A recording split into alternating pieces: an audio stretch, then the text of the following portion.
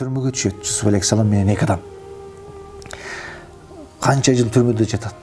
Бирөө Жусуп алейхисалам жанындагы бир адам түрмөдөн чыгып кеткенде Жусуп алейхисалам кайгырат.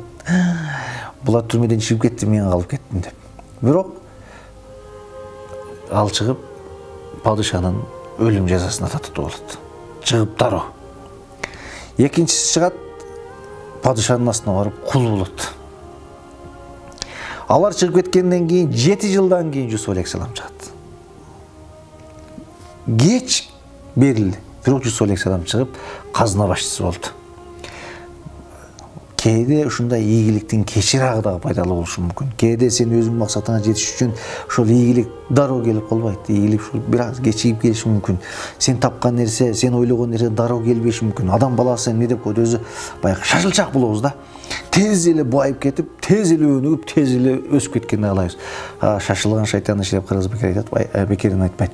Ошон үчүн баардык иште шашылбастан, кээ бир иштердин кеч келгени дагы балким сиз менен мен үчүн пайдалуу. Ошо Нажмуддиндин үйлөнүүсүндө дагы кечирээк болгону менен балким ошол аркасында тарых жазган урпакты калтырды. Алла Таалам баарыбызды ушундай Кудай Таалага ишенич бекем аркасында Салахиддиндей урпактарды тарбиялай турган ата, келечекте ушундай бир тарыхты жарата турган, урпактарды тарбиялай турган адамдардан кылсын.